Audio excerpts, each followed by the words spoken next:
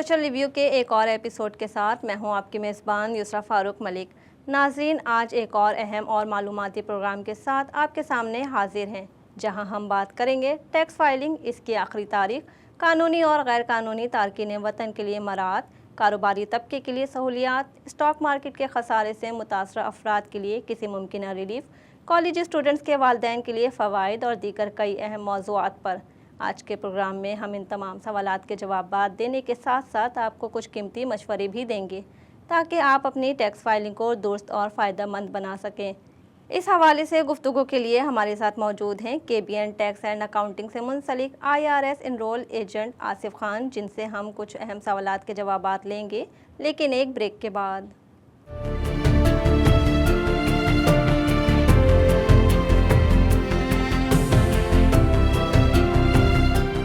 Welcome back. Programme में एक बार फिर आपको खुशामदीद कहेंगे। IRS enrol agent Asif Khan हमारे साथ मौजूद हैं। आसिफ खान, ये बताइएगा, टैक्स फाइलिंग शुरू हुए कितना अरसा हुआ और इसकी आखिरी तारीख क्या होगी? जी, इस बार जो टैक्स सीज़न है वो स्टार्ट हुआ है 27 जनवरी और इसके जो डेडलाइन होगा वो होगा 15 अप्रैल। इस तरह अगर कोई एक्सटेंशन फाइल करना चाहता है तो वो एक्सटेंशन भी डेडलाइन से पहले ले सकता है, जो 6 महीने उनको मज़ीद मिलेंगे। इसके अलावा बिजनेसेस में जो एस कॉर्पोरेशन है और LLCs है या पार्टनरशिप है, उसकी डेडलाइन 15 मार्च है। तो 15 मार्च तक वो उनको चाहिए कि अपने टैक्स फाइल कर दें बिजनेस की, और अगर नहीं करना चाहते हैं या बाद में करना चाहते हो उनको चाहिए कि वो एक्सटेंशन लें ताकि उनको मज़ीद 6 महीने मिले और वो अपना टैक्स फाइल कर सकें। ट्रंप इंतज़ामिया का गैर कानूनी तारकीन वतन के खिलाफ ऑपरेशन का सिलसिला भी जारी है। क्या ट्रंप इंतज़ामिया ने कानूनी तौर पर मुकीम तारकीन वतन के लिए टैक्स की छूट के मराहत का कोई ऐलान किया है? जी, ट्रंप ने जो आपने ख्याल किया वो तो 20 जनवरी को उन्होंने हलफ उठाया। तो उनकी जितनी पॉलिसीज़ हैं वो आने में काफ़ी टाइम लगेगी, लेकिन हर साल की तरह जिस तरह इन्फ्लेशन के साथ ये अपनी जो जितनी भी मराहत है वो एडजस्ट करते हैं, इस साल भी उन्होंने वो टैक्स फ्री इनकम फैमिली के लिए 29,200 कर दी है, जिसके ऊपर टैक्स वो नहीं पे करेंगे। इसी तरह चाइल्ड टैक्स क्रेडिट है या अनइनकम क्रेडिट है, बच्चों को जो मिलता है उसमें भी उन्होंने मज़ीद इजाफा थोड़ा सा किया है, क्योंकि जितनी भी इन्फ्लेशन बढ़ती है हर साल तो ये उसके साथ वो एडजस्ट करते रहते हैं। डोनाल्ड ट्रंप खुद भी एक बिजनेसमैन हैं, तो क्या कारोबारी तबके को किसी किस्म की सहूलियात मिलने का इम्कान है, या इस टैक्स पर इनको ब्रेक या इस तरह के कोई सहूलियात मिलती नज़र आती हैं? इस बारे में तफसीलात से आगाह करेंगे।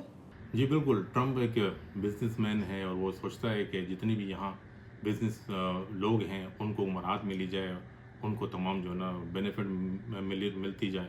तो इस हवाले से उनकी अब तक वो इम्प्लीमेंटेशन कोई चीज़ तो नहीं हुई, लेकिन वो कह रहे हैं कि हम आने वाले दिनों में इस तरह के जो है ग्रांट इंट्रोड्यूस करवाएंगे जो बिजनेस पीपल को मिले। और इसका इसी तरह जितने भी टैक्स के जो रेट हैं वो कम करना चाहते हैं ताकि लोगों को आसानियाँ हों और वो यहाँ पर बिजनेस कर सकें। स्टॉक मार्केट में गुज़िश्ता कई सालों से लोगों को खसारे का सामना है। उम्मीद थी कि ट्रंप आएंगे तो हालात बेहतर होंगे, लेकिन फ़िलहाल अभी तक ऐसा कुछ होता नज़र नहीं आ रहा। हर साल की तरह इस साल भी खसारे उठाने वालों को टैक्स फाइलिंग में किसी किस्म का ब्रेक मिलने का इम्कान है। जी बिल्कुल, जितना भी स्टॉक हैं अगर उसमें खसारा हुआ है पिछले सालों में और इस साल उनको अगर थोड़ा बहुत गेन हुआ है तो वो सारा खसारा इस गेन के अगेंस्ट यूज़ कर सकते हैं। इसका मतलब ये है कि इस गेन पर, इस मुनाफे पर वो उनको टैक्स देने की ज़रूरत नहीं पड़ेगी। और इसके अलावा अगर उनका कोई मुनाफा नहीं हुआ स्टॉक में तो वो जो पिछले साल का खसारा है मैक्सिमम 3000 वो अदर इनकम के अगेंस्ट यूज़ कर सकता है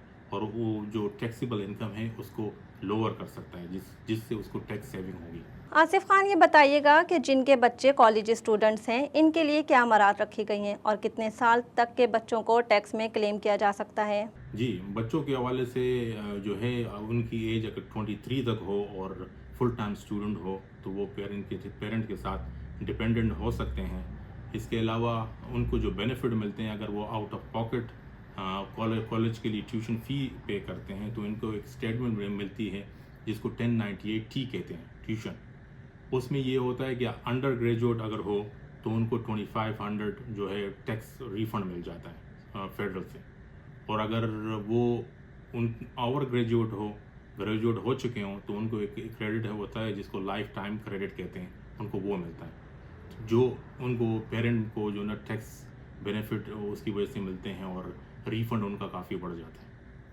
आसिफ खान, हमें ये बताइएगा कि पहले बिजनेस इनकम टैक्स की लिमिट 20,000 तक होती थी जो IRS को रिपोर्ट होती थी। अब सुना है कि इस अमाउंट में कुछ कमी कर दी गई है, तो वो क्या कमी है और इसका तरीकाकार क्या होगा? जी बिल्कुल, पहले जितने भी बिज़नेसेस थे स्पेशली ऑनलाइन ईबे, अमेज़न और लोग स्क्वायर यूज़ करते थे कस्टमर के लिए, उनकी जब इनकम जो सेल थी वो $20,000 हिट करती थी, तो वो इदारे उनको 1099 के इशू करते थे।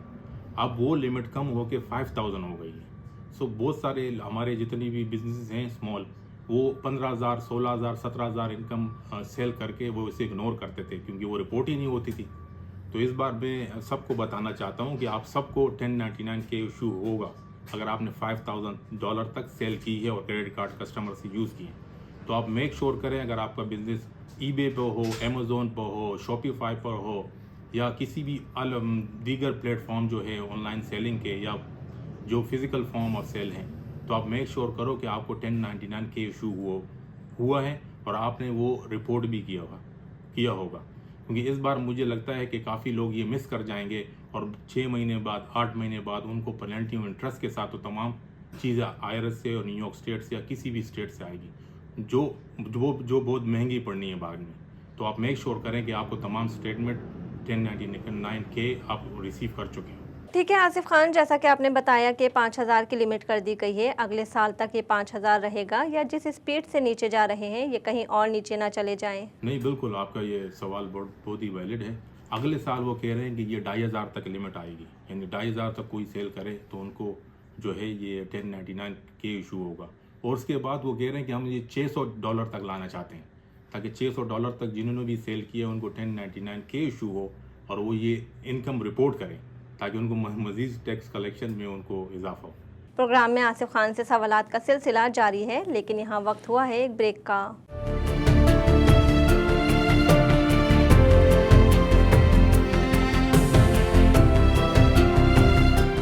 वेलकम बैक नाजरीन। आसिफ खान, ये बताइएगा, हमारे बहुत से देसी लोग टैक्सी बिजनेस में होते हैं, चाहे वो ऊबर हो या लिफ्ट या कोई और। अभी जो तब्दीली आई है वो ये कि बड़ी तेज़ी से लोग पेट्रोल से इलेक्ट्रॉनिक कार की तरफ मूव कर गए, जिसके लिए कहा जाता है कि इसमें सहूलत है और उनको टैक्स में भी रियायत दी जाएगी। वो क्या सहूलियात हैं जिनसे ये मुत्तफ़िद होंगे? जी बिल्कुल, ये गवर्नमेंट चाहती है कि लॉन्ग टर्म में ये जितनी भी केस पे चलने वाली गाड़ी हो ये कम हो, ताकि एमिशन जो रेट है एनवायरनमेंट में वो कम हो। तो इस हवाले से वो इंकरेज कर रही है कि जितने भी लोग हैं वो इलेक्ट्रिक कार की तरफ आए। तो इसको एक इंकरेज करने के लिए उन्होंने क्रेडिट जो ना निकाला है, जो मैक्सिमम 7,500 है। जो भी आप डीलर से आप जाएं उनसे पूछें कि हमें ये क्रेडिट मिल सकता है कि नहीं, वो आपको कंप्लीट पेपर वर्क देगा और वो पेपर वर्क आप अपने अकाउंटेंट को दें और आप ये क्रेडिट जो है ना इसको हासिल करें। इसी तरीके कार से जो लोग घरों में सोलर लगा रहे हैं, इनके लिए क्या सहूलियात हैं? जी, सोलर के हवाले से भी इन्होंने फेडरल भी क्रेडिट है और न्यूयॉर्क स्टेट का भी क्रेडिट है। तो वो भी आपको जो सोलर कंपनी होती है वो तमाम पेपर वर्क करते हैं। वो इवन अगर आपने फाइनेंस करवाई है वो भी आपको बता देते हैं कि टोटल अमाउंट कितनी होगी इसकी, और वो पेपर वर्क अब आप अपने अकाउंटेंट को दें। तो आप फेडरल से भी इसका क्रेडिट ले सकते हैं, सोलर क्रेडिट, और न्यूयॉर्क स्टेट भी मैक्सिमम $5,000 आपको सोलर क्रेडिट देता है। आसिफ खान, हमारे देखने वालों को कोई ऐसा तरीका बताएं जिससे ड्राइवर हजरात रिकॉर्ड कीपिंग को बेहतर बना सकें। जी बिल्कुल, ये एक अच्छा क्वेश्चन है और हमारे जितने भी भाई हैं उनको रिकॉर्ड कीपिंग में बड़ी मुश्किलात आती हैं ज़्यादातर। तो इसके लिए मैंने पिछली मरतबा भी एक सिंपल सा मेथड बताया है कि आप अगर एक सेपरेट अकाउंट खोलें जिसमें अगर आप कोई भी बिज़नेस कर रहे हो तो उसकी इनकम उस अकाउंट में आए और उसी अकाउंट से आप सारे खर्चे भी पे करें।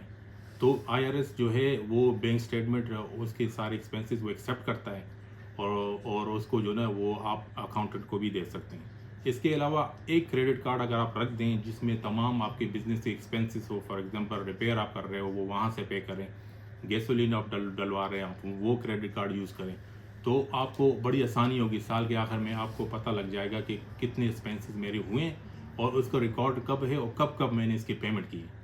इसके अलावा आजकल तमाम दोस्तों के हाथ में स्मार्टफोन है, आप किसी भी रसीद लेके उसकी एक पिक्चर ले सकते हैं, एक फ़ोल्डर अपने आईफोन में बना दें, उस तमाम उसकी पिक्चर लेके रसीदों की उसको अपने आईफोन में रखें। IRS इलेक्ट्रॉनिक जो रसीद होते हैं वो एक्सेप्ट करता है। खुदा ना खास्ता अगर आपका ऑडिट होता है तो कम से कम आपके पास तमाम सबूतें होंगे कि ये मेरे एक्सपेंसेस थे, फ़लाँ तारीख को मैंने ये एक्सपेंस किया है और ये उसकी रसीद है, और अकाउंटेंट भी वो एक्सेप्ट करता है।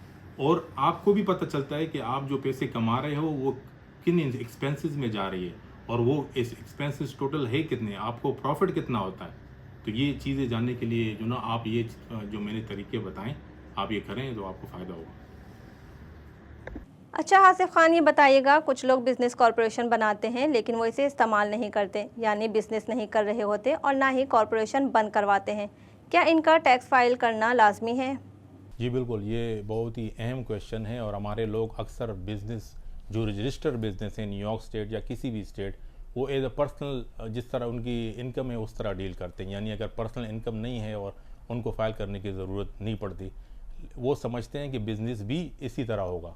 ये बिल्कुल गलत सोच है। बिज़नेस अगर आपने एक मरतबा रजिस्टर कर दिया तो आपकी इनकम हो या ना हो, आपको टाइम पर कॉर्पोरेशन टैक्स रिटर्न फाइल करना पड़ता है। आगे जाके 3-4 साल बाद वो जब क्लोजिंग में आते हैं कि हम ये क्लोज़ करना चाहते हैं, तो उनको पता लगता है, न्यूयॉर्क स्टेट उसे कहता है कि आप 3 या 4 या 5 या 8 साल के आपने टैक्स फाइल नहीं किया, आप तमाम फाइल करें। उनकी पेनल्टी और इंटरेस्ट बड़ी हाई होती है, वो तमाम पेमेंट उनको बड़ा ही महंगा पड़ता है। अकाउंटेंट की फ़ीस उनको देनी पड़ती है तमाम सालों के एक साथ ही, जिसके बाद ही वो क्लोज़ होता है प्रॉपर्ली। तो आप जितने भी बिज़नेस जिन्होंने रजिस्टर किए हैं, मैं उनको ये बताना चाहता हूँ कि आप हर साल अपना tax return, corporation tax return zero भी आप फाइल करें, ताकि जब भी आप इनको क्लोज़ करें तो फाइनल एक कॉर्पोरेशन टैक्स रिटर्न आप फाइल कर देंगे, जिसकी वजह से न्यूयॉर्क स्टेट को पता लग जाएगा कि अब ये बिज़नेस प्रॉपर्ली क्लोज़ हैं। और वो आपको एक लेटर भेजते हैं जिसको टैक्स क्लियरेंस लेटर कहते हैं। इसका मतलब होता है कि आप पे पिछला कोई टैक्स नहीं है और ना ही रिपोर्टिंग आपको करनी है। वो टैक्स क्लियरेंस लेटर आप डिपार्टमेंट ऑफ स्टेट से के साथ जमा करवाते हैं और आपका कॉर्पोरेशन प्रॉपर्ली डिसॉल्व हो जाता है। वरना आपको आज से 10 साल बाद भी यही लेटर आएंगे कि आपने फला ईयर के टैक्स रिटर्न फाइल नहीं किया, और वो पेनल्टी इंटरेस्ट बहुत ज़्यादा होते हैं। जो अमेरिका में बसने वाले नाजरीन आपको देख रहे हैं, इनको आप क्या मशवरा देना चाहेंगे जर्नल टैक्स फाइलिंग के हवाले से कि ये कितना ज़रूरी है? जी बिल्कुल, जितने भी हमारे यहाँ लोग रहते हैं, मैं उनको बताना चाहता हूँ कि टैक्स फाइलिंग इस मुल्क में बड़ा इंपॉर्टेंट है।